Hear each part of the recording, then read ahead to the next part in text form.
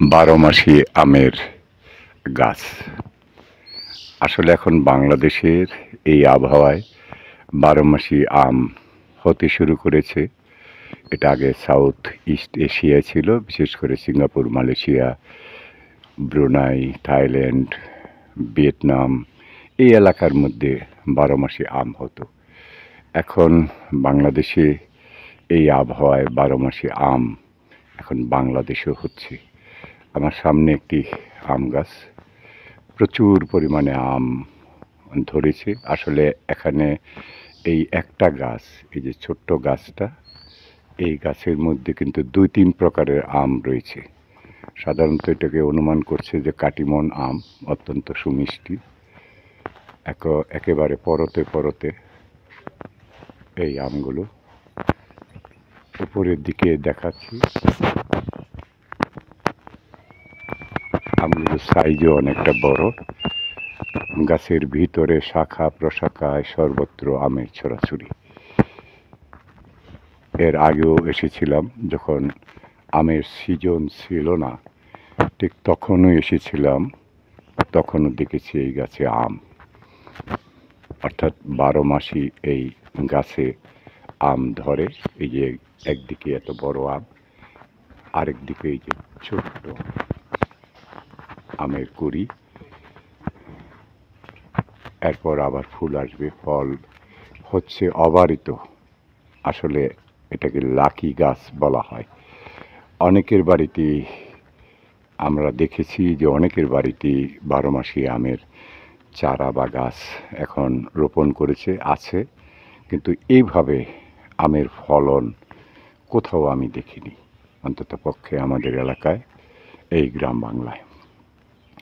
বাংলাদেশের জন্য সুখবর, বাংলাদেশের সর্বত্রই এখন মানুষ এই 12 মাসি আমের দিকে ঝুঁকছে, যার ফলে কোনো না কোনোভাবে কোথাও না কোথাও কারো না কারো গাছে এই 12 মাসি আম পাওয়া যায়।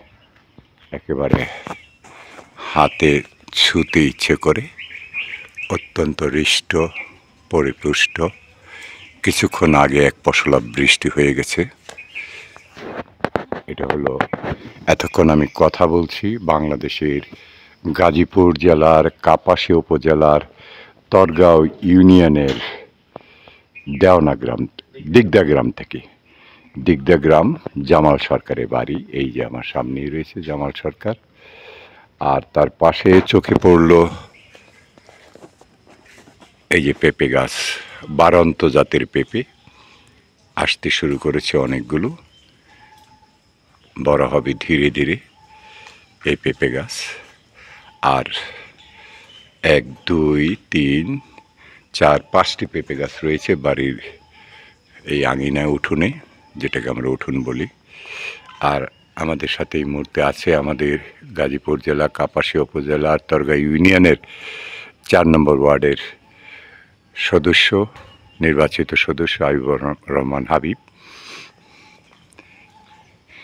এই যে প্রত্যেকটা পেঁপে গাছে দেখুন কত সুন্দর, একেবারে কোথাও ফাঁক ফোকর নেই, অসংখ্য পেঁপে। এই মাটির গুণই আলাদা, যেখানে পেঁপেরা একদম ওপর থেকে মাঝ বরাবর পর্যন্ত এই পেঁপে এসেছে। এই দেখুন, দেখতে কত চমৎকার। আসলে গ্রাম বাংলায় এই ধরনের বাড়ির আঙিনায় এই ফলজ গাছ, ফলের গাছ, একেবারেই যারা রুচিশীল মানুষ, যারা একটু সময় দিতে পারেন, তাদের জন্য কিন্তু এটা অত্যন্ত একটি কার্যকর। কারণ বাড়িতে অনেক জায়গায় ফাঁকা থাকে, সেই ফাঁকা জায়গার মধ্যে এইভাবে ফলজ গাছ, পেঁপে, এবং এই যে আমার সামনে যেটা কথা বলছিলাম, এই গাছের কাছে আমি বারবার ফিরে আসছি, কারণ দেখতে এত ভালো লাগছে। ছোট্ট গাছ একদম নুয়ে পড়েছে, ঝুঁকে পড়েছে, থরে থরে আম, এবং আমগুলো আগেই বলেছি সুমিষ্ট আম, 12 মাসই এইভাবে হতে থাকে। কাজে যাদের ছাদ বাগান রয়েছে, ছাদে জায়গা রয়েছে, অথবা গ্রাম বাংলায় যাদের বাড়ি রয়েছে তারা আম 12 মাস খেতে চাইলে আপনারা আমের এই চারা সংগ্রহ করতে পারেন। এখন বাংলাদেশের সব নার্সারিতেই আমের চারা কিন্তু খুঁজে পাওয়া যায়। সেই হিসাবে আমি মনে করি যে প্রত্যেকটা মানুষের 12 মাস আম খাওয়ার যে ইচ্ছেটা সেটা আপনারা মিটিয়ে নিতে পারেন। আমিও ব্যক্তিগতভাবে বেশ কয়েকটি 12 মাসি আমের চারা লাগিয়েছি, আসছেও, ফুল আসছে, ফল আসছে, তবে ছোট আকারের, যেহেতু ছোট আকারই আসছে, কিন্তু এই গাছটা একেবারে মন মাতানো, মন জুড়ানো, আল্লাহর অশেষ নেয়ামত যেন ঝুলে পড়েছে এই আম গাছে। এই আমগুলো ঝরে পড়ে যতটুকু টিকে আছে সেটা এক আল্লাহর অশেষ নিয়ামত এবং রহমত। দেশে বিদেশে যে যেখানে থাকুন, ভালোবাসায় থাকুন, ভালো লাগার সাথে থাকুন। আমি আলী হোসেন চৌধুরী, চৌধুরী ব্লক থেকে আপনাদের সবাইকে শুভেচ্ছা, কৃতজ্ঞতা এবং ধন্যবাদ। আগেই বলেছি যে বাড়ির পাশে অন্তত 1টা 2টা 5টা চারা সাধ্য অনুযায়ী আপনি লাগিয়ে রাখুন।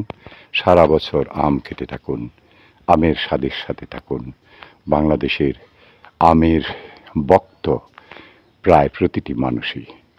ভালোবাসায় থাকুন, ভালো লাগায় থাকুন। আলী হোসেন চৌধুরী, চৌধুরী ব্লক থেকে। সুন্দর থাকুন প্রতিদিন, চিরদিন। আল্লাহ হাফেজ।